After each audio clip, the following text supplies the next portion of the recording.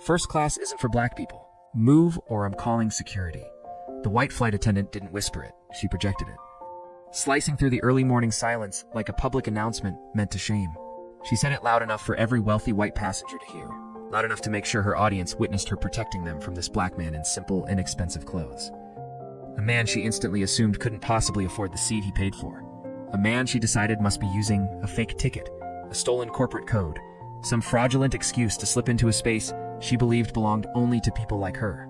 People with money. People with status. People with white skin that granted them automatic legitimacy. Moments earlier, she had greeted 6 white passengers dressed in wrinkled sweatpants. Not a single question, not a glance at their IDs. But when Calvin approached, she snatched his boarding pass, as if it were evidence from a crime scene. Demanded ID, employment verification, intrusive questions she had never once directed at a white traveler.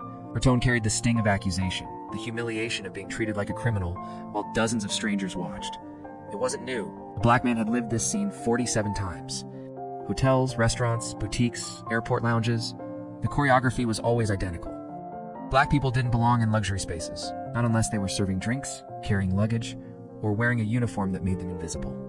But 30 minutes later, humiliation transformed into something that would shake the entire aviation industry.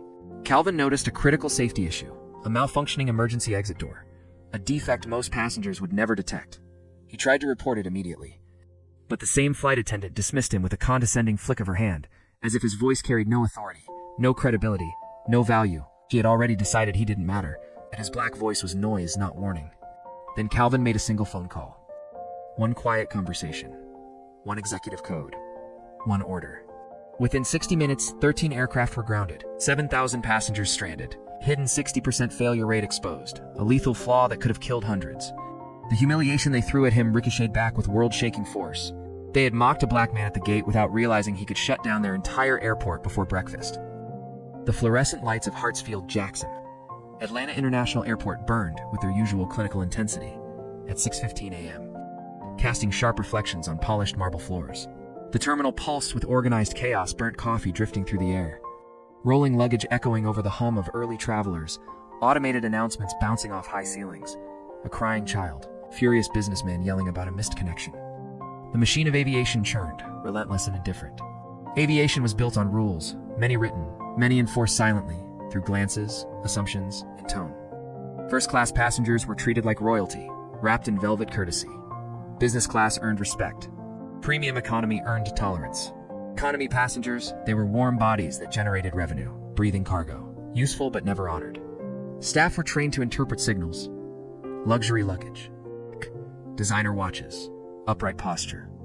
Tailored outfits, the unspoken uniform of people who belonged. And if you didn't mirror those signals, you were interrogated. Calvin Ford knew this hierarchy intimately. At 52, standing 6 feet tall with deep brown skin, close-cut hair silvering at the temples, thoughtful eyes that saw everything, and a calm presence built over decades, he understood how the system sorted people. His navy polo shirt was from a department store multipack. His Levi's were faded. His New Balance sneakers were scuffed. His backpack was 7 years old and frayed. His watch cost $35 at Target. He looked like a school teacher or a modest tech contractor, and that was intentional. Because Calvin had money. Real money. Private jet money. Chauffeur money. The kind of wealth that erased friction. But he'd learned something powerful. People show you their truth only when they think you're nobody. Calvin wasn't nobody. He was a board member of Skyward Airlines with 35% equity. He was CEO of Horizon Investment Group, managing a $4.2 billion aviation portfolio. Born to working-class parents in South Atlanta, scholarship to Georgia Tech, MBA from Wharton, with roughly $380 million, none of which showed in his clothes. 2 years earlier, he had suggested a bold idea to the Skyward board. Ground truth auditing executives flying unannounced to experience real customer treatment. No pre-planned tours, no sugar-coated service, no raw reality. He'd flown 23 times in 18 months. Seen kindness, seen burnout, seen excellence in mediocrity. But he had never, not once, experienced anything like what was unfolding now. 200 feet away at Gate D23, Amanda Williams was preparing for Flight Sky 28001 to San Francisco. As lead flight attendant, she carried herself with the trained precision of someone who'd spent 15 years navigating aircraft aisles. Reading passengers like weather patterns, anticipating turbulence before it arrived. Amanda was 38, and she'd entered aviation straight out of college hopeful. Idealistic, dazzled by the promise of travel and the imagined elegance of the skies. But reality had sanded down those soft edges. Drunk passengers, entitled executives, crying infants, endless delays. Pay cuts disguised as restructuring. Nights spent in budget crew hotels with flickering lights and rattling AC units. Yet despite all that erosion, Amanda preserved one thing: pride. Fierce, daily, uncompromising pride. Every morning she transformed herself into the standard she believed the uniform demanded. Navy blazer with polished gold buttons. Crisp white blouse without a wrinkle. Navy pencil skirt that hit the knee with mathematical precision. Hair twisted into a perfect French knot. Makeup subtle but flawless. Name badge gleaming. Amanda Williams, lead flight attendant, 15 years of service. To her, maintaining standards wasn't just a phrase. It was a shield, a compass. A rule book she had sworn to defend, uniforms, service, and quietly, who looked like they belonged in first class. That part she never admitted aloud, but it lived in her instincts like a second heartbeat. And those instincts had been shaped 5 years earlier by the moment that changed her entire approach to passengers. A Tuesday night flight to Phoenix. A man boarded first class wearing baggy jeans, a stained hoodie, and carrying a ripped duffel bag that dragged on the floor. He had no signals of wealth, no confidence, no polish. Amanda had assumed he was an upgrade, someone out of place. Her discomfort sharpened as soon as he took his seat, and her worst fear materialized. 40 minutes into the flight, he became violently drunk, harassed a young woman, ignored warnings, and forced an emergency landing in Albuquerque. Police had dragged him off in zip ties. The delay cost 3 hours. Passengers fumed. A formal complaint was filed. After the flight, her supervisor pulled her aside. "You let him on the plane. You saw him. Should have known. But his ticket was valid. It's not about the ticket, Amanda. It's about judgment, about reading people. Should have flagged him. That's why we pay you to use your instincts." The write-up went into her file like a stain that wouldn't wash out. It delayed her promotion for 2 years, cost her $15,000 in raises, and resurfaced in every performance review for 3 consecutive years. That incident carved a lesson into her career. Trust your instincts. If someone doesn't look like they belong in first class, assume they don't. Better to question and be wrong than trust and be punished. Better overly cautious than professionally ruined. Ever since, her instincts sharpened into suspicion, into reading clothing, luggage, posture, confidence, and signals of wealth as the only reliable compass. Some called it profiling. Amanda called it survival. Experience. The voice that had kept her employed. Now, standing at gate D23, tablet glowing with the passenger manifest, she scanned the first-class list like a detective reviewing a case file. 28 seats. 26 booked. Good load. She cross-referenced names with memory. Thomas Bennett, tech, CFO, regular traveler, always polite, always sharply dressed. Jennifer Hayes, champagne loyalist, warm, easy. David Richardson, quiet, courteous. Then she saw the name that didn't fit her mental map, Calvin Ford, seat 2A. Corporate account, no frequent flyer status, no VIP tags. No notes, no history, unknown, unverified, unproven. She marked him silently. Watch this one. Something doesn't align. At 7:30 a.m., passengers began trickling in. Thomas Bennett arrived first, his presence announcing itself before he even spoke. Tom Ford's suit, Hermes tie, Toomey briefcase, Rimawa carry-on, Omega watch. Every item screamed legitimacy. "Good morning, Mr. Bennett." "Beautiful day for flying," Amanda said, opening her smile like a practiced curtain. "Morning, Amanda. Clear skies today."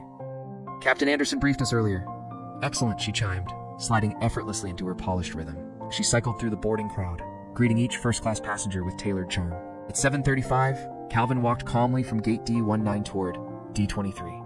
He stepped aside for an elderly couple wrestling with bags, paused to let a mother push her stroller through, then found a seat and reopened his laptop. He didn't draw attention, didn't seek it. He just blended into the early morning murmur. But Amanda noticed instantly. Her eyes locked onto the details she relied on: plain department store polo, scuffed white sneakers, cheap Casio watch, worn backpack held together by aging nylon. A black man in his 50s with calm, ordinary posture, too ordinary for seat 2A in her mind. Her internal alarm chimed. Mismatch detected. Something off. Watch him. Possibly an upgrade. Might not understand first-class etiquette. She didn't label it racial profiling. She labeled it experience. Professional instinct sharpened by punishment. Sitting not far away was Helen Davis, 68, a retired elementary school teacher on her way to meet her newborn granddaughter. Middle seat, economy, 24B, didn't bother her. She held a worn paperback romance novel and settled into her seat like someone who de-lived long enough to appreciate small conveniences. Lena, a black woman with soft silver hair and a purple cardigan, had lived 68 years in America. Growing up in Birmingham during segregation, surviving the civil rights movement, raising generations of children, she developed a near supernatural ability to detect racial bias the moment it sparked. And she saw it now.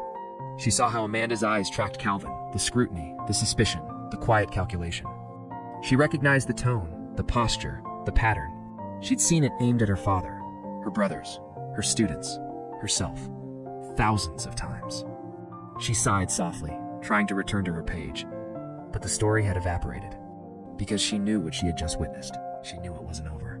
Her mind drifted, not to her book, but to the things she'd witnessed too many times.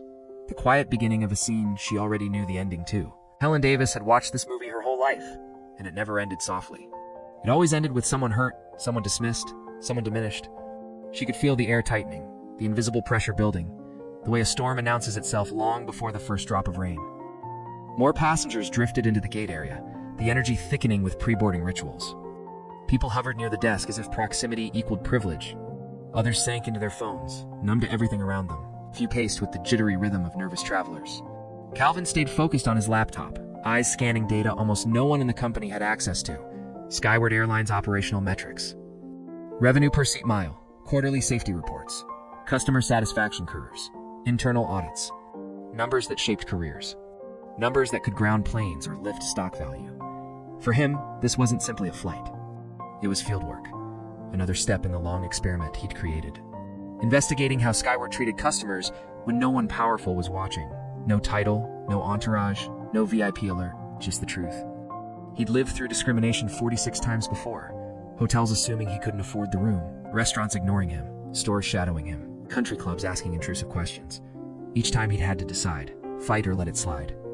The calculation was never simple, never clean, never emotionally free. But lately a new thought had been creeping in.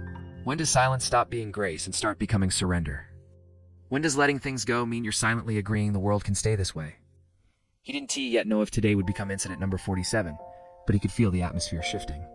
Amanda moved through her own routine with surgical precision, confirming with the gate agent, reviewing updates, ensuring the galley would be stocked, mentally rehearsing the sequence of service she'd refined over 15 years. She took pride in the smoothness of her operations, the crispness of her efficiency, the predictability of her first-class cabin. Her eyes flicked back to Ward Calvin. Plain polo, scuffed sneakers, budget backpack, Casio watch. A black man in his 50s who, in her mind, seemed misaligned with seat 2A. She made another note. Watch him at boarding. Trust the instinct. Protect the standard. Ward 740. Boarding time.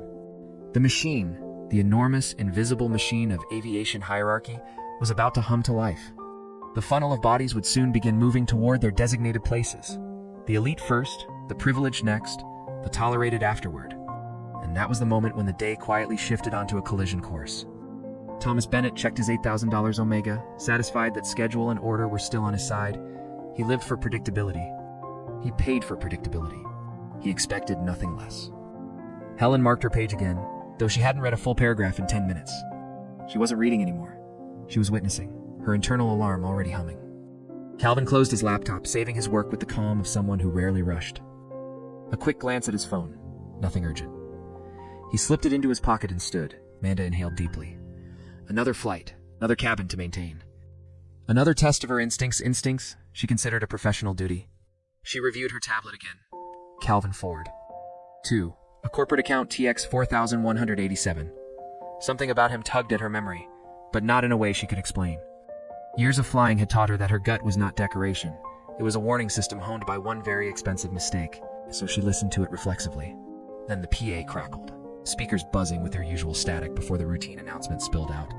Good morning, ladies and gentlemen. We'll begin boarding flight to 801 to San Francisco momentarily. No one yet knew how drastically the next moments would alter their day or the aviation industry. At 7:42 a.m., the official boarding call echoed across the gate. Now boarding first class in zone 1 passengers for flight 2801 to San Francisco. A predictable wave rolled forward. Zone 3 passengers drifted toward the front despite not being called. People positioned themselves like chess pieces, hoping to cheat the system. Human nature in airports was its own weather system. Calvin rose, slung his backpack over one shoulder, and stepped into line behind the 4 first-class passengers ahead of him. Calm, unrushed, neither entitled nor tentative.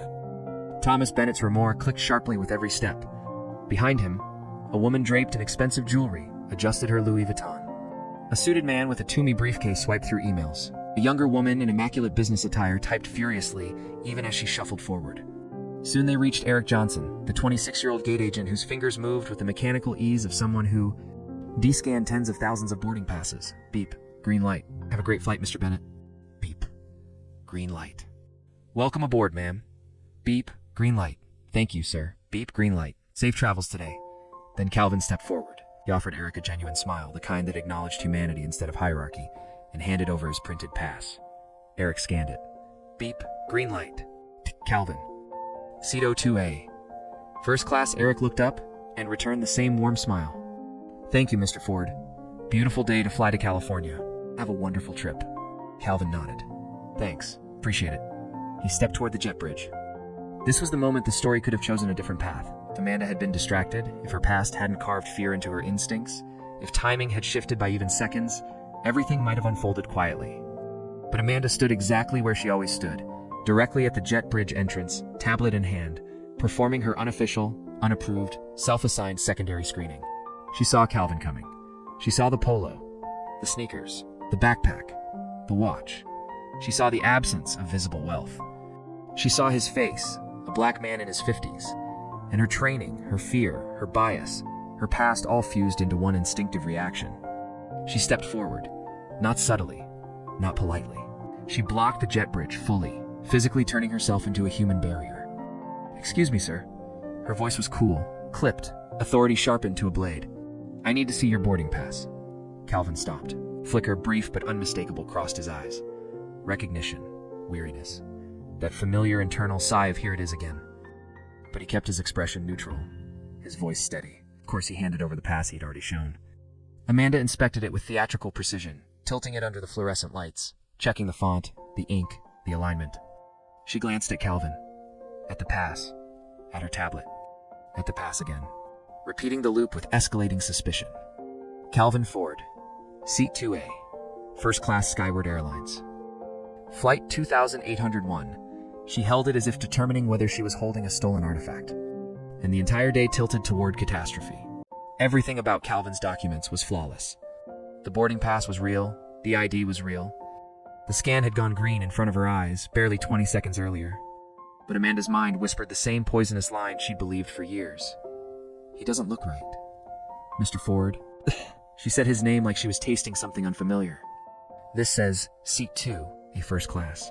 Correct? Yes, ma'am. It's my seat. And you purchased this ticket yourself. It was bought through my company's corporate account. Amanda's eyebrows lifted slowly, skeptically. Corporate account. She said it like a crime. Which company? Calvin blinked once. Calm, controlled. I don't see how that's relevant to boarding, sir. I'm asking you a simple question, she repeated. But her tone sharpened. The way people sharpen their voices when they think they found something to catch. Which company bought this ticket? Passengers behind him squeezed around the confrontation. Their expressions said it all. What is happening? Why him?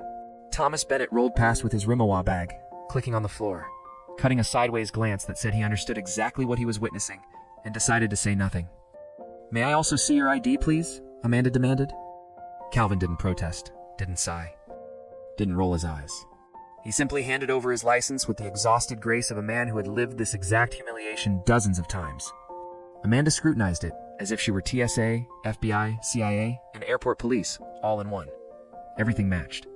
But she still didn't step aside. Instead, she pulled out her phone and walked a few feet away, enough for everyone to hear. This is Amanda Williams, lead flight attendant on Sky 28001. I need to verify a first-class passenger. Passengers began stopping, watching, recording. Behind them, Helen Davis, 68 years old, with the posture of a woman who had seen too much injustice in her lifetime, moved closer. She understood exactly what this was. 30 seconds passed, then 45, then a full minute of humiliation. Amanda kept talking. When was it purchased? Through which account? Any flags, any notes? Verified? All right, she hung up, returned to Calvin, and astonishingly looked even more suspicious. Mr. Ford, your ticket is linked to a corporate account. I need you to verify your employment. Calvin stared at her. Not angry, not loud, just done. Why? He asked quietly. Standard procedure. Is it? He asked, gesturing lightly toward the jet bridge, where 6 white passengers had walked past her without a single question. Did you verify any of them? Amanda's jaw twitched. Each passenger is assessed based on what criteria? Calvin asked. His tone was calm, almost surgical.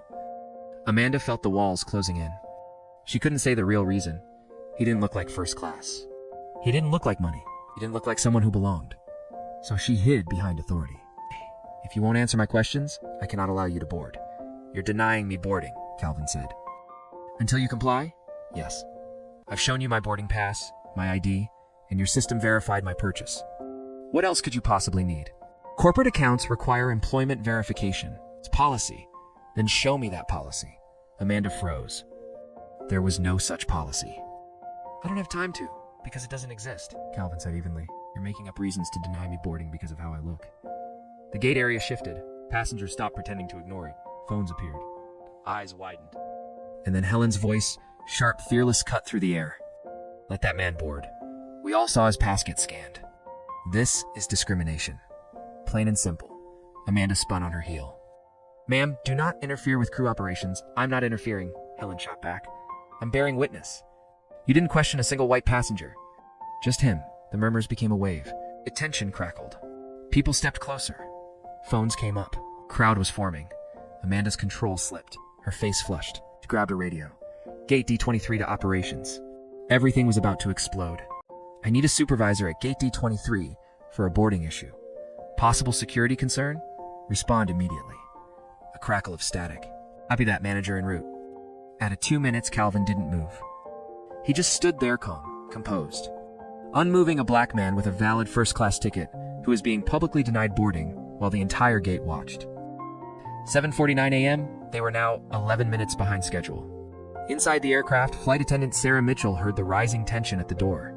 She stepped out, saw Amanda gripping her radio, saw a black passenger being held aside, saw phones pointed at the scene. Amanda, is everything okay? I'm handling it, Sarah, Amanda snapped. But his boarding pass was scanned, right? Sarah asked carefully. The gate agent cleared him. Yes, but I'm exercising my discretion as a lead flight attendant. Sarah met Calvin's eyes for half a second. She saw no threat, only humiliation layered over exhaustion. She wanted to say something, to stop this, but she was new. Amanda was senior.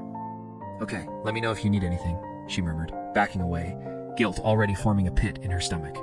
At 7:51 a.m., Brandon Cooper, Airport Operations Manager ex-Air Force, intense focused, arrived at a near jog.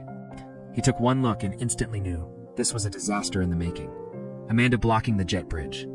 Calvin standing to the side, ID and pass ready. A crowd of at least 50 onlookers. Phones everywhere. What's the situation? Brandon asked, tone clipped. Amanda launched into her justification. This passenger presented a first-class boarding pass, but there were irregularities. Corporate account code issues, vague responses about employment, suspicious behavior. Stop. Brandon's hand came up like a command from a drill sergeant. He turned to Calvin. Sir, your boarding pass and ID. Calvin handed them over calmly. Brandon checked them, then checked the system on his tablet. Everything matched. Corporate account, TX4, 187. Valid, long-standing, used hundreds of times. Ticket purchased in advance, paid in full. No security notes, no flags, nothing questionable at all.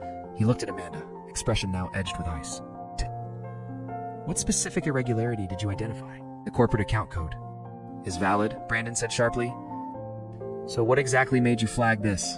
Amanda hesitated. It was a judgment call based on my experience. Based on what aspect of your experience? Be specific. Amanda swallowed. The passenger didn't present the typical profile for first-class travel. No luxury luggage. No status markers. Dressed casually. Brandon's stare hardened. So you profiled him based on appearance. I assessed potential risk based on observable factors. You profiled him, Brandon repeated, voice cutting clean through her defense. A black man in casual clothes, Amanda flinched. Did you question any white passengers in casual attire? Silence. Did you? He pressed. No. Brandon turned to Calvin. Stir. Ford, on behalf of Skyward Airlines, I sincerely apologize. Your ticket is valid. Your ID is valid. You're cleared to board immediately. Amanda tried again, voice rising. I have discretion to refuse boarding if I believe there's a security concern. What security concern? Brandon demanded. Name the concrete threat. Anything beyond this man's appearance. He gave evasive answers. No, Brandon said bluntly. He asked why he was being treated differently. That's not evasion. It's calling out discrimination. Calvin spoke for the first time since Brandon arrived. Before I board, I need something clarified. Brandon blinked. Of course, Calvin turned to Amanda. Miss Williams, are you formally denying me boarding to first class? Brandon looked shocked, but Calvin continued, tone calm, steady, unshakable. I'm asking her. Amanda felt the pressure of 50 silent witnesses. The recording phones, Brandon's icy stare, Calvin's calm authority. She was trapped. If she said yes, she admitted discrimination. If she said no, she admitted she had wasted everyone's time humiliating an innocent man. Her pride wouldn't let her back down. I am recommending alternative accommodations. We have seats in economy? That is a denial, Calvin said softly. Yeah. You are denying me the seat I purchased. It's a temporary accommodation. Answer yes or no, Calvin said. Are you denying me boarding to first class C2A? A long, suffocating silence. Finally, Amanda whispered, I am exercising my discretion to deny you boarding to first class pending further verification. Thank you, Calvin said gently. He pulled out his phone. Amanda reached out instinctively. Sir, you cannot. Calvin's voice dropped like a hammer. Shh. Don't touch me. Brandon stepped forward immediately. Amanda, back away. Calvin was already dialing. After 2 rings. Calvin. All right. Patricia, Skyward Airlines Executive Vice President. Calvin spoke clearly for everyone to hear. Patricia, please conference in Brandon. Cooper from Airport Operations and Daniel Moore from the FAA. I have been formally denied first-class boarding, despite having valid documents. The lead flight attendant has explicitly refused to let me board. The entire gate froze. Even Thomas Bennett stopped walking, and it looked like her spine had vanished. Brandon's eyes widened. Patricia Taylor. A woman whose name could rearrange entire departments. What? Who denied you? Hold on, connecting FAA now. Clicks. Hold music. 10 long, devastating seconds. Amanda looked at Calvin like she was watching her career evaporate. Another voice joined the line, deep, authoritative. Brandon Cooper here. What's the situation? Calvin didn't even look up. Brandon, I'm standing at gate D23 right now. Mr. Cooper should be right next to me. The Brandon Cooper at the gate stared at his phone like it had betrayed him. Then realization hit him like a slap. You're calling about yourself? Calvin gave him a tired, knowing smile. Yes, Brandon, I'm Calvin Ford, Skyward board member. Dan, I've just been denied first-class boarding by one of your lead flight attendants. Color drained from Brandon's face so fast it looked like someone turned down his brightness. He'd been standing beside a man who owned 35% of the airline. While that man was being racially profiled in front of 50 witnesses, a third voice broke into the call. This is Daniel Moore, FAA Regional Administrator. Someone explain. Now. Patricia jumped in, her voice trembling with fury she was barely containing. Daniel Calvin Ford. Yes, the board member. Has been denied first-class boarding despite having a valid ticket. Apparently one of our flight attendants decided a black man in casual clothes docentee belong in first class. Jesus Christ, Moore muttered. Exasperation and federal authority colliding. Put the flight attendant on the line. Now, Brandon's glare cut into Amanda like a knife. Amanda, Thea wants you. Her hands shook. She took the phone like it weighed 10 pounds. This is Amanda Williams. Moore's voice snapped like a cold blade. Miss Williams. On what grounds did you deny Mr. Ford first-class boarding? There were irregularities with his corporate account? What irregularities? Be precise. The account code didn't match our vendor list. I'm looking at that account right now. TX4 to 187. Horizon Investment Group. 5-year history. Perfect record. Hundreds of flights. What made you flag this one? Silence. Miss Williams, Moore repeated colder. I am waiting. Finally, she cracked. I made a judgment call based on observable factors. His appearance. His responses. The context, his appearance, Moore repeated. You mean the fact that he's a black man in casual clothes? I did Miss Williams. I am recommending a federal investigation for potential violation of anti-discrimination laws. And Brandon, I want a full incident report in 24 hours. Miss Williams, you're grounded. Pending investigation. Amanda's world shattered. 15 years. Gone on a phone call, sir. I was following training. If your training taught you to profile black passengers, Moore snapped, then your training is the problem. The call ended. Calvin's voice softened. I didn't want this. I just wanted to be treated like everyone else. Basic human dignity. He walked past Amanda, who looked like someone had snuffed out her world. Brandon leaned in close to her, voice razor sharp. Oh, you denied boarding to a board member. You racially profiled a passenger. You caused a PR nightmare with 50 witnesses recording. There is no scenario where you keep your job. Inside the aircraft, Calvin slid into 2A. Thomas Bennett and 2C looked shaken. I am so sorry. I saw it happening. I knew it was wrong. I walked past. He swallowed hard. Silence made me complicit. Next time I won't be silent. The door closed. The plane hummed. But tension stayed heavy. At the forward galley, Sarah Mitchell blinked tears, staring at the spot where Amanda should have been. Something else was wrong, Calvin felt it. Then the warning light blinked on the exit door beside him. Sarah saw it first. Amanda dismissed it like lint. Calvin documented it. Sarah trembled between duty and hierarchy. Amanda tried to bury it. The plane began taxiing. 4 planes ahead. 3, 2, 1. Calvin made a decision that could change everything. Stood, raised a hand, and spoke with absolute authority. This is an emergency. Passengers turned, and the call connected. Patricia, I need you to conference in Daniel Moore at the FAA immediately. We have a critical safety situation on Flight Sky 28001. Amanda froze. Every eye in first class swung toward Calvin. Thomas Bennett's mouth hung open. Amanda looked like she might faint. The machine had broken, and everything was about to change. Patricia Taylor's voice came through, crisp, professional, threaded with urgency. Talk to me. What's happening? Calvin spoke clearly, his voice carrying across the hushed cabin. Every conversation stopped. Every phone lowered. This was the only thing that mattered now. I'm on aircraft, November 7801, taxiing for departure at Hartsfield-Jackson. Exit door to L is displaying a malfunctioning status indicator. The warning light cycles red, orange, green, potential seal, or lock failure. Flight crew observed reset twice and deliberately did not report it to the captain. He paused, connecting the dots for the FAA. Patricia? Yes. This aircraft underwent scheduled maintenance 48 hours ago, including door mechanisms. Given the timing, this could indicate an installation error, not just a sensor glitch. If procedural, all aircraft in that cycle could have similar failures. This is systemic until proven otherwise. We need FAA involvement immediately. Patricia's voice went tight. You're saying ground the entire 787 fleet at Atlanta? Yes, confirmed malfunction. Crew failure to report per protocol. Maintenance history suggests systemic risk. It cannot take off until inspected. Catastrophic failure possible if we ignore this. Clicking. A new voice joined. Deep, commanding. This is Daniel Moore, FAA Regional Administrator, Patricia Daniel. Calvin Ford online reporting critical safety issue. Yes, put him through. Calvin spoke with absolute authority. Mr. Moore, this is Skyward Flight 2801. Boeing 787, aircraft November 7801. Exit door 2L, warning light indicates potential seal or locking mechanism failure. Crew observed. Reset twice, did not report. Maintenance 48 hours ago included door mechanisms. Risk may extend to other aircraft. Immediate grounding and fleet inspection requested before flight. This is potentially systemic. Typing in the background, Moore's voice cut sharply. You're certain about the malfunction? Yes, certain enough to make this call knowing consequences. Moore decided instantly. Issuing immediate ground stop for all Skyward 787s at Hartsfield-Jackson. All 13 aircraft gates, on approach, taxiing grounded until inspectors clear them. Patricia, maintenance chief on site within the hour. FAA investigation initiated. Any deliberate violations, there will be consequences. Line clicked. Calvin sat, silence engulfed first class. Thomas Bennett still pale. Amanda ashen, trembling. Calvin's gaze calm. I did what you should have done, he murmured. I put safety first. 23 seconds later, cockpit radio crackled.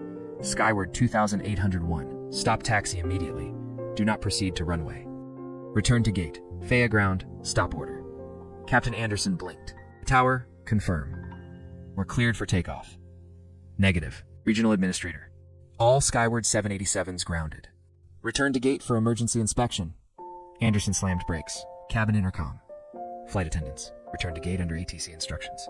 Crew intercom, voice hard. Amanda, what the hell happened? Amanda whispered. Captain, a passenger reported a safety issue with exit door to L warning light.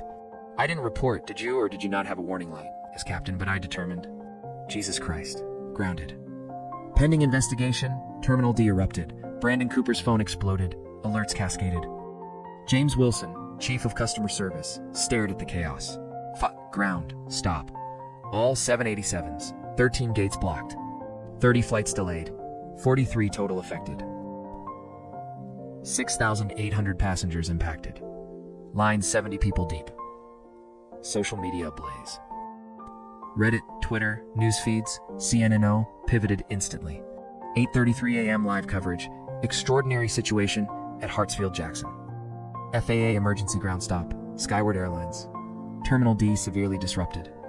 Widespread cancellations. Aircraft returned to gate D23. The door opened. Through came Brandon Cooper, 3 maintenance technicians, 2 FAA inspectors, and Patricia Taylor, immaculate in black executive suit.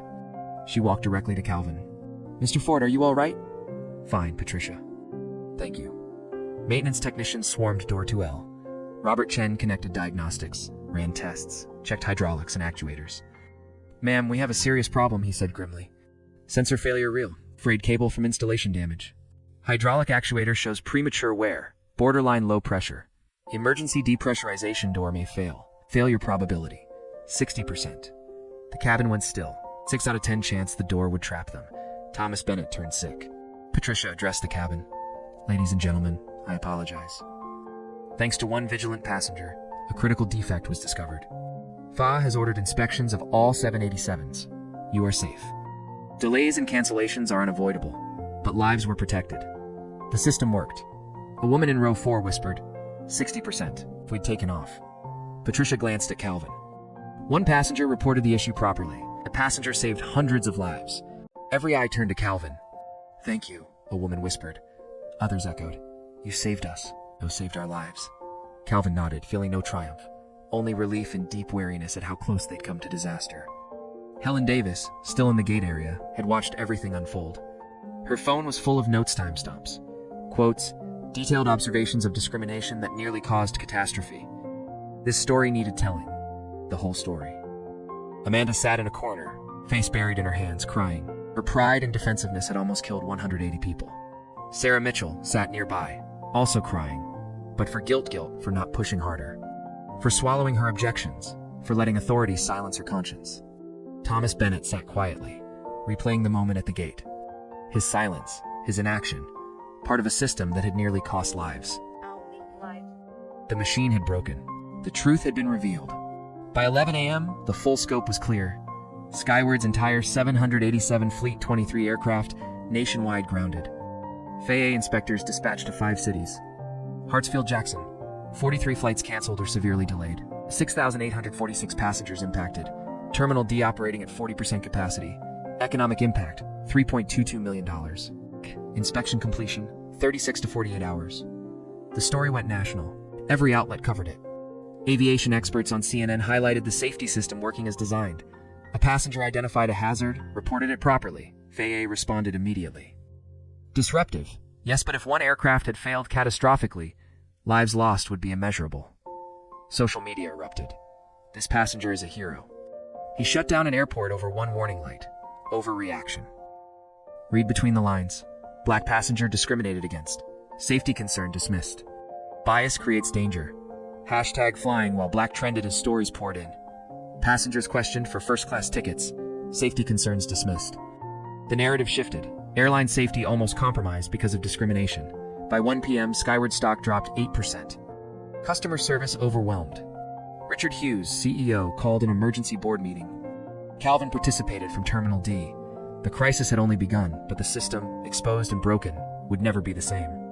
While maintenance inspections unfolded on aircraft, a parallel crisis erupted in Terminal DA's small conference room filled within 30 minutes of the ground stop. Present, Patricia Taylor, EVP, Daniel Moore, FAA, Brandon Cooper, Airport Ops, James Wilson, Customer Service, Robert Chen, led Maintenance, Lisa Martinez, FAA Inspector. Via video, Richard Hughes, CEO, Susan Clark, SVP HR, Elizabeth Brown, Legal Counsel. Daniel Moore opened, voice heavy with federal authority. Let's establish facts. Lisa Martinez consulted her notes. Aircraft N78001, Boeing 787. Exit door to L hydraulic actuator deterioration and electrical sensor malfunction confirmed. Root cause, improper installation during maintenance 48 hours ago. Risk of emergency exit failure and depressurization scenario, 60%. Richard. Hughes on screen looked 10 years older and 1 hour pale, tie loosened, hair disheveled. How many aircraft from that maintenance cycle? Robert Chen. Team Charlie. Second shift crew 8 aircraft over 3 days, including N78001. All 8 need immediate inspection. The remaining 15 should be reviewed as precaution, though risk lower. Full maintenance procedures must be reviewed. Daniel Moore. Grave. All Skyward 787s at this airport grounded 13 aircraft. FAA National Office notified. Full fleet of 23 aircraft grounded until inspected and cleared. Investigation launched into maintenance procedures, incident, or systemic failure. If deliberate safety violations are found, there will be federal consequences, including potential criminal prosecution. Patricia Taylor's face was drawn with stress. We don't have enough qualified inspectors to complete this in a short time frame. 48 hours minimum. Daniel, take 48 hours. Cost doesn't matter. Safety matters. Cancel every 787 flight until cleared. Daniel pressed on, who made the decision not to report the warning light to the captain. Patricia, lead flight attendant, Amanda Williams. Need to interview her immediately. Also crew member who tried to report Sarah Mitchell. Both present. The room went quiet, the weight of potential criminal liability palpable. At gate D23, Amanda Williams sat far from everyone, face buried, trying not to break completely. Her decisions could have killed 180 people. 60% failure probability, people trapped, dying because pride, anger, defensiveness prevented her from admitting she might be wrong. Sarah Mitchell, 3 seats away, cried silently, guilt crushing her for not insisting, for backing down instead of standing firm. Passengers from Flight 2801, deplaned and waiting, hovered near the gate, on phones, texting, posting, trying to make sense of delays. The gate area buzzed with low conversations, laptop keys clicking, occasional frustrated outbursts. Helen Davis observed silently, recording every detail, every micro-expression. The story needed telling, not the sanitized version, but the truth. Discrimination at the gate nearly caused disaster. Calvin Ford sat by the window, overlooking the frozen tarmac. Phone buzzing Patricia, coordinating logistics, board members checking in, CFO and lawyer updates. He ignored most, thinking instead about patterns, statistics, 47 times he'd faced discrimination. And how this time, staying silent, could have cost lives. Thomas Bennett approached, hesitant. Mr. Ford, can I talk to you for a minute? Of course, Calvin replied, gesturing. Thomas sat heavily beside him, struggling. I need to apologize to you for not speaking up at the gate. I saw what she was doing. I knew it was wrong, and I did nothing. I just walked past and got on the plane, telling myself it wasn't my problem. Calvin nodded slowly. Why tell me now? Thomas swallowed. Because sitting on that plane, taxiing back, I realized something.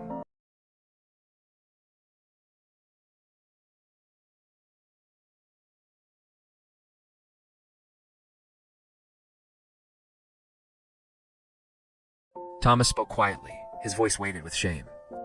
I realized that if you hadn't been on this flight, if you hadn't had the knowledge, the authority, and the courage to make that call, we probably would have taken off. Maybe it would have been fine. Or maybe something would have gone wrong at 35,000 feet and people would have died. He paused, choosing words carefully. And part of the reason we almost took off with a dangerous aircraft is because people like me stay silent when we see injustice. We see it, we recognize it. We feel uncomfortable, think that's not right, or that seems unfair. But we don't act, we don't speak up, we don't use whatever privilege or authority we have. We just walk past that silence. It enables the system to keep functioning the way it does. Calvin studied him. What are you going to do differently next time? I'll speak up, Thomas said firmly. I promise. Whatever it costs me professionally or socially. I won't stay silent if I see profiling, discrimination, or someone dismissed unfairly. I'll use my voice. Good, Calvin replied, his tone quiet but unwavering. Hold yourself to that promise. There will be a next time somewhere, somehow. Maybe not on a plane, maybe at your office, a restaurant, or your kid's school. Opportunities to either speak up or stay silent will come. Make the right choice. Thomas nodded seriously, hesitating. Can I ask, why do you fly commercial? Someone in your position could afford private jets. Calvin smiled faintly. I could, but then I'd never see the system as it truly works. I'd never experience what our customers experience. I'd live in a bubble of luxury and privilege, and never know if our airline treated people fairly, or just treated rich people well. Can't fix what you can't see, and you can't see it if you're insulated. That's brilliant. And heartbreaking, Thomas said softly. It shouldn't be necessary. But maybe someday it won't be. At 9:15 a.m., Patricia Taylor and Daniel Moore entered the gate area, accompanied by Brandon Cooper and Lisa Martinez. Patricia's face was composed but strained. Moore's expression neutral, the professional mask of an official investigation. Patricia addressed the passengers. Ladies and gentlemen, I want to give you an update. Our maintenance team has confirmed a serious safety defect on the aircraft you were scheduled to fly. Returning to the gate and grounding the plane was absolutely correct and potentially life-saving. The FAA has ordered inspections of all Skyward 787 aircraft at this airport and possibly nationwide. This will cause delays, cancellations, and misconnections. We apologize sincerely. but your safety is our top priority. Today, the system worked because someone noticed a problem and refused to stay silent. We will make this right: tree booking, refunds, compensation, but most importantly, you are safe. A man in his 40s raised his hand. How serious was the defect? Patricia did not sugarcoat it. If this aircraft had encountered certain emergency conditions at altitude, there was approximately a 60% probability that one of the emergency exit doors would have failed to function properly. In an evacuation, people could have been trapped. The gate area went silent. Abstract risk became concrete, terrifying. A woman's voice trembled. So, could have died? Yes, Patricia replied firmly. That risk has now been eliminated. The defect is identified. Every aircraft will be inspected. I want to fly on an unsafe plane. Another passenger asked, "How did you find out? You noticed the problem?" Patricia glanced at Calvin. One of our passengers identified the issue and reported it properly when the flight crew failed to do so. Every eye turned to Calvin. He wished they wouldn't. He didn't want to be a hero. He just wanted the story to end differently than it could have. But a woman in her 60s stood and clapped. Soon others joined. Genuine, heartfelt applause spread through the gate area. "Thank you," she said, voice breaking. "Thank you for speaking up. Thank you for not staying quiet." Others echoed. "You saved our lives. Thank God you were on this flight. Thank you." Calvin nodded acknowledgement but did not smile. Relief, yes. Satisfaction, no. Bone-deep weariness, yes. Daniel Moore stepped forward. "I'm Daniel Moore, FAA Regional Administrator. I need to interview several people regarding this incident. Miss Williams, Miss Mitchell, and Mr. Ford. Please come with me." They gathered in a small, sterile, windowless conference room with a rectangular table and uncomfortable chairs. Daniel set up a recording device. "This interview is being recorded. Today's date is November 14th, 2025. Time, 9:43 a.m. Present, FAA Regional Administrator Daniel Moore, Skyward EVP, Patricia Taylor, Passenger Calvin Ford, Flight Attendant Sarah Mitchell, and Lead Flight Attendant Amanda Williams. This concerns incident number FAA 251-141 regarding potential safety violations on Skyward Airlines Flight 2801. He looked at Amanda. "Miss Williams, in your own words, please describe what happened this morning, starting when you first observed the warning light on exit door to L." Amanda's voice was barely above a whisper, but the recording captured every word. "I was conducting pre-flight safety checks. Flight Attendant Mitchell told me there was a warning light on exit door to L. I went to look. The light was blinking red, orange, green. I pressed the reset button. The light went solid green. I determined it was a sensor glitch and continued my duties. Did you report this to the captain?" "No, sir." "Why not?" Amanda took a shaky breath. "In my experience, these sensor glitches happen frequently. The aircraft had passed maintenance inspection this morning. I believed it was a false alarm didn't warrant delaying the flight or concerning the captain." "What happened next?" The light started blinking again. "Flight Attendant Mitchell wanted to report it. I told her it wasn't necessary.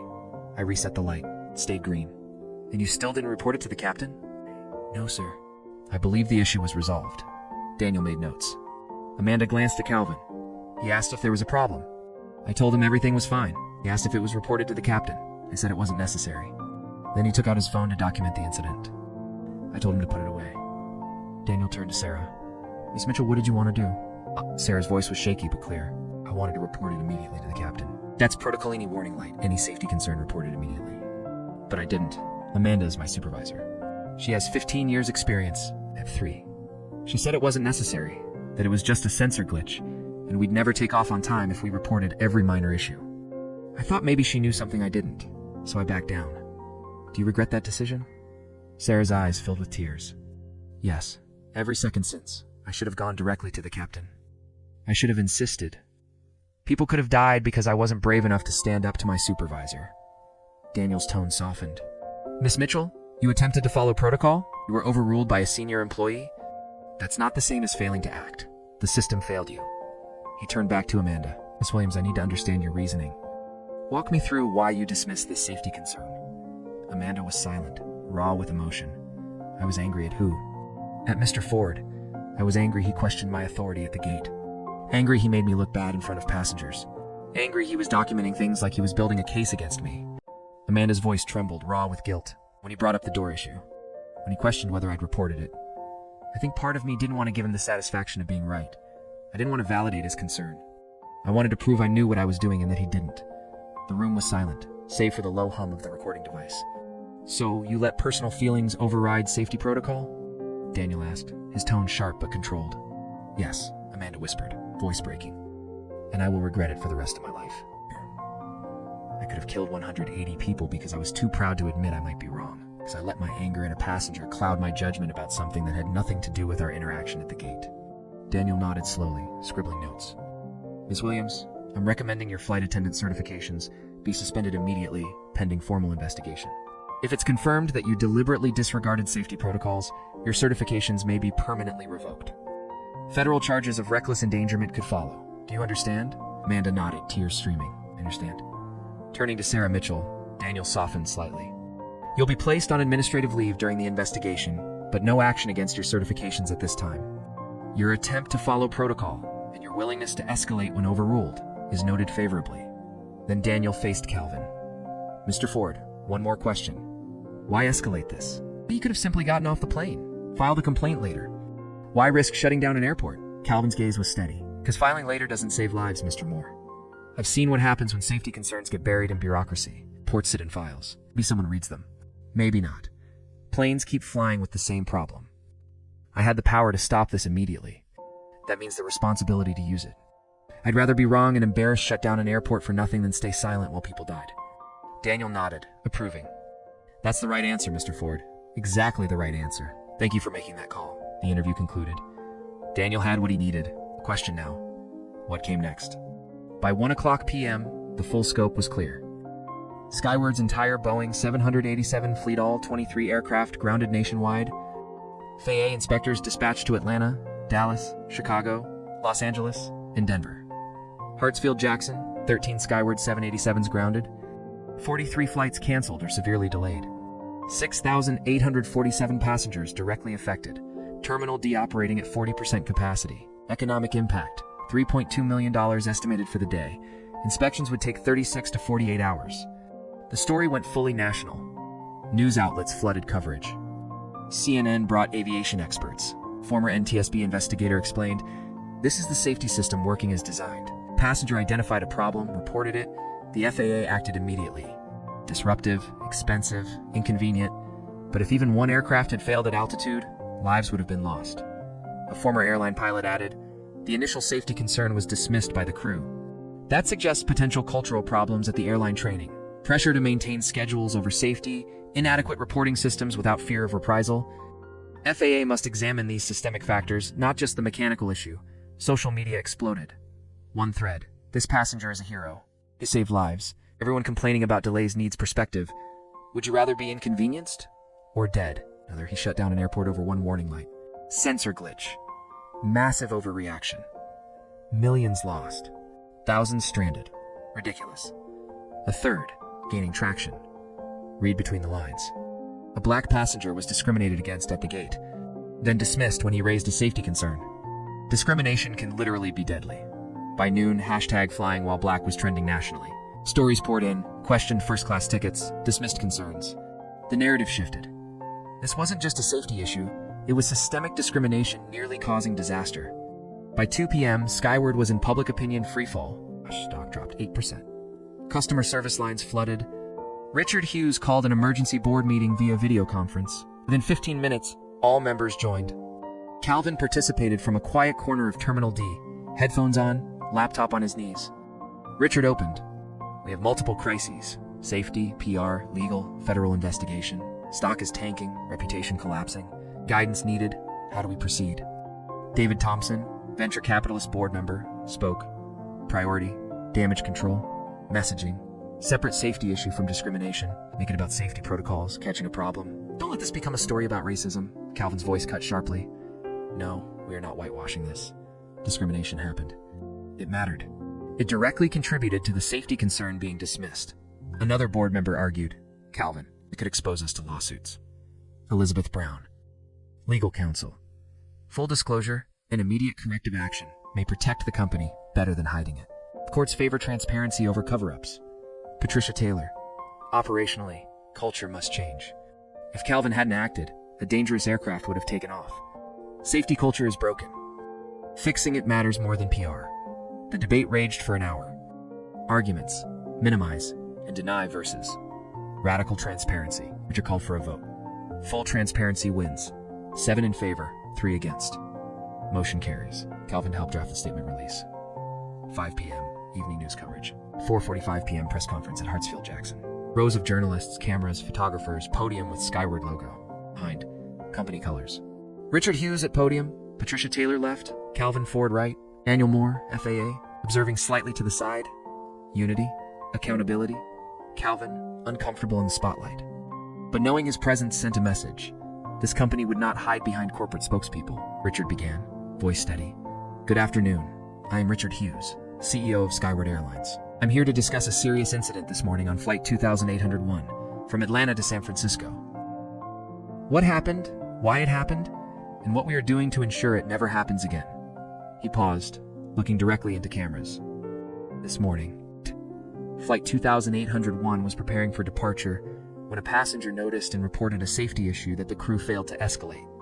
The emergency exit door light was malfunctioning, indicating a possible problem with the door S-seal or locking mechanism. The passenger who reported it is Calvin Ford, a member of our board, traveling as part of our Ground Truth program, assessing customer experience. FAA inspectors confirmed a serious defect, hydraulic actuator malfunction, creating approximately a 60% probability of failure in an emergency scenario. The room erupted with shouted questions. Richard raised a hand. Please let me finish. The safety issue is only part of the story. Mr. Ford's ordeal began long before the door malfunction. It began at the gate, when the lead flight attendant singled him out for extra verification no other first-class passenger faced, racial profiling. The room fell silent. Cameras clicked. Microphones captured every moment. Richard Hughes' voice sharpened, authoritative. That discrimination didn't just attack Mr. Ford's dignity, created conditions where a later safety concern raised legitimately was initially dismissed. The same flight attendant who profiled him at the gate failed to report a door malfunction to the captain. When Mr. Ford questioned that decision, she dismissed him in part because she had already labeled him a problem passenger. Do you see the connection? He let it sink in. Discrimination doesn't just create indignity. It corrupts judgment, creates blind spots in our systems. It leads people to ignore valid concerns from those they've already decided don't belong, aren't credible, aren't worth listening to. In this case, racial profiling directly contributed to a safety protocol violation that could have been catastrophic. The room was tense, every journalist silent. This is unacceptable, Hughes continued, voice firm. It violates our values. It's our commitment to safety. Basic human dignity. We will not minimize it. We'll not excuse it. We'll own it and fix it. He outlined the 5-point action plan. Lead flight attendant terminated. FAA certification review and potential federal charges initiated. Zero tolerance for safety protocol violations. Comprehensive anti-bias training for all customer-facing employees. It's not a 1-hour online module, but ongoing, substantive, accountable training. Independent third-party discrimination reporting hotline. Employees and passengers can report concerns safely, guaranteed investigation and response. Expansion of Ground Truth program. Executives and board members must fly commercially, at least quarterly, experiencing real passenger conditions, not sanitized corporate visits. Independent external study on discrimination in aviation. Findings will be published publicly, even if unflattering. Sunlight is the best disinfectant. Richard's voice softened slightly.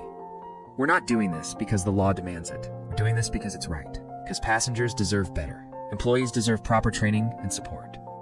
And the aviation industry must reckon with how discrimination compromises safety. Reporters erupted, shouting over each other. Hughes pointed to the front row. Why should passengers trust Skyward Airlines after this? Richard's answer was measured. Because we're telling the truth, taking responsibility, making real, substantive changes with external oversight. Trust is earned, not given. We lost some today, and we will earn it back through action, not words. Another reporter, Mr. Ford. Did you use your board position to shut down the airport? Calvin leaned forward, calm, deliberate. I used my position to report a safety issue that was being taken seriously through normal channels. FAA made the decision to ground the aircraft. But I would have made the same call as a regular passenger, I just might not have been heard. That's the problem we must fix. Ensuring safety concerns are always taken seriously, a third reporter asked.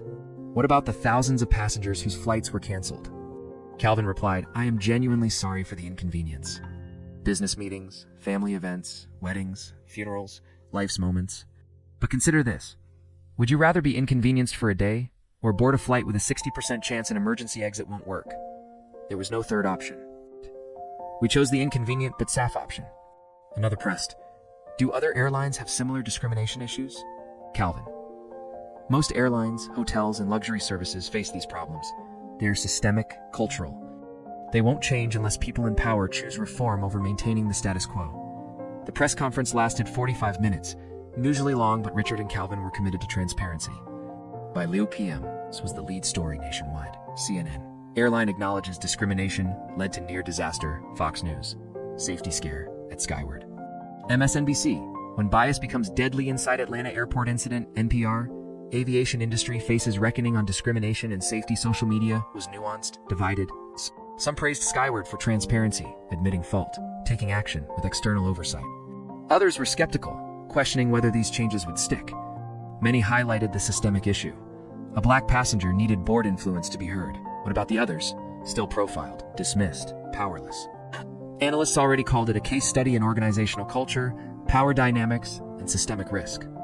Business schools and aviation safety programs would study it for decades. 3 days later, inspection results were in. 23. Skyward 787-8 had the same door malfunction from the problematic maintenance cycle. 15 cleared with no issues. All 8 defective aircraft were repaired, re-inspected, and cleared. Total time, 52 hours. Total direct cost, $18 million repairs, passenger compensation, lost revenue. Reputation damage, significant, hard to measure. Critically, the maintenance error wasn't random human failure. Outdated training manuals were the root cause. Boeing issued a service bulletin 6 months earlier updating door installation procedures. Skyward's manuals hadn't been updated. Technicians followed the manuals they had. They did exactly what they were trained to do, but the procedures were outdated. The FAA immediately expanded the investigation. In 48 hours, 6 other airlines discovered they too had outdated maintenance manuals. The problem was systemic, industry-wide, not just at Skyward. Emergency service bulletins went out across the aviation industry. Procedures were updated, training revised. Every airline was on alert. The NTSB conducted a separate analysis. Their conclusion: the proactive grounding and inspections likely prevented 2 or 3 catastrophic failures that would have otherwise occurred within 6 months. Conservatively, 300 to 500 lives saved. Calvin's one phone call had a ripple effect far beyond one aircraft, one airline, one flight. 2 weeks later, Amanda Williams sat in a small office at the Southern Poverty Law Center in Atlanta. She was in a rehabilitation program for employees wanting to confront their biases. "I ruined my career," she said to Dr. Jennifer Hayes, a black woman in her 40s. "I lost my job. My certifications are suspended. I may face criminal charges. 15 years of work, it's gone." Dr. Hayes nodded, firm yet compassionate.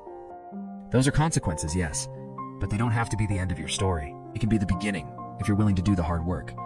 Amanda asked, "How do I move forward? How do I become different than the person who made those choices?" "By understanding how you became that person," Dr. Hayes replied. "Walk me through your training, the explicit and implicit messages, the ways you learned to categorize people, to trust instincts shaped by bias." Over months, Amanda did the hard work. Workshops, stories from people of color, videos, security footage, readings on implicit bias. She watched herself on cameras at Gate D23 questioning Calvin differently than white passengers. Body tense, assumptions unquestioned. It was devastating, Amanda said, but clarifying. She liked surgery, painful, but it removed something toxic. "I didn't think I was racist," she admitted. "I had black friends, voted for Obama, considered myself progressive. I realize now, passive non-racism isn't enough. Good intentions don't protect you from harmful biases. I absorbed prejudices from culture, society, media, airline training, even from past incidents." "What will you do with that realization?" Dr. Hayes asked. "I don't know yet. My old job is gone. But maybe I can help others recognize bias before it harms someone."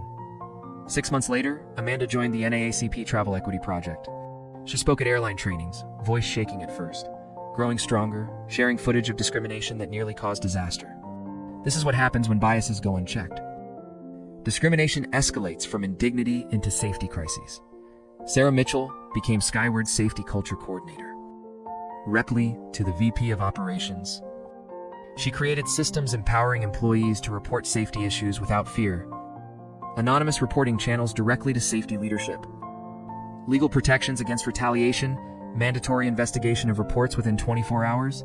Monthly feedback loops, supervisor training on receiving concerns. Messaging that questioning authority for safety was expected 6 months in. Safety reports increased 127%. Hidden problems surfaced and were fixed. Training on power dynamics ensured juniors could speak. Seniors would listen. Helen Davis, retired teacher and eyewitness at Gate D23, became an advocate for bystander intervention. I yelled at the gate that day. Didn't fix everything, but it reminded people in power that they were being watched. That matters. Speaking up isn't just for heroes, it's for everyone. Thomas Bennett. The CFO began speaking up at his company, interrupting colleagues who dismissed black employees, challenging coded comments in interviews, reporting biased security behavior. His actions, small but consistent, shifted company culture.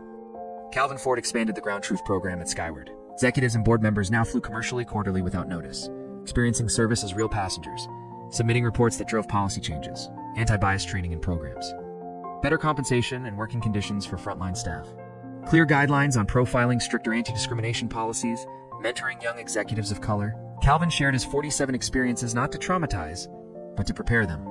When you get power, use it to open doors, change systems, ensure the next generation doesn't count their discrimination incidents like I did. 2 years later, Calvin gave a keynote in Geneva at the IATA conference. Airline executives, regulators, and safety experts filled the room.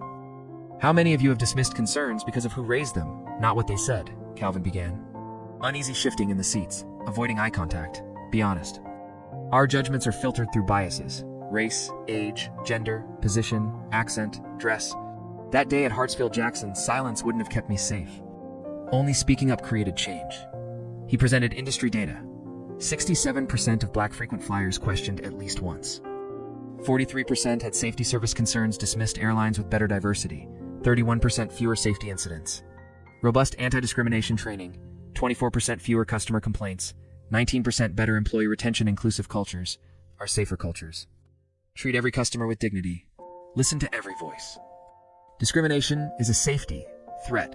Corrupts judgment, silences voices, creates blind spots. Blind spots kill people. Speaking up matters. Using your power matters. Standing ovation. Some dissenters. Too political. Many understood. Many wanted to do better. 2 years later, Calvin returned to Hartsfield-Jackson, Atlanta. Same first-class seat, same plane, same casual attire. Gate D23. Boarding seamless. Genuine smiles from staff. A small orange warning light on exit 3L. Protocol followed. Minor sensor drift. Maintenance verified safe. Properly handled. Flight departed 23 minutes late. Not a single complaint. Calvin looked out the window as the plane climbed. Morning sun breaking through clouds. The system worked. It's imperfect. Yes, but working. Discrimination hadn't vanished. Racism wasn't solved. Yet on this flight, on this day, safety and dignity prevailed. They'd noticed a problem. They'd reported it without hesitation. They'd prioritized safety over schedule. They trusted their training. They'd done their jobs the way they were supposed to.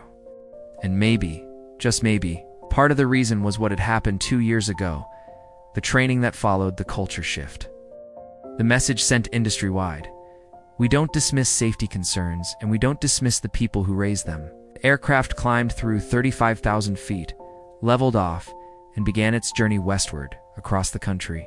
Calvin opened his laptop for his board meeting, but his mind drifted. He thought of statistics, patterns, the number he'd tracked for so long. 47 times in his life, discriminated against in ways big enough to count, to document, to remember.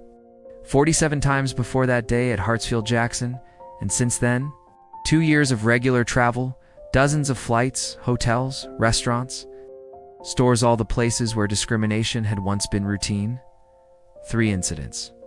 3 in 2 years, compared to what would have been 15 or 20 before.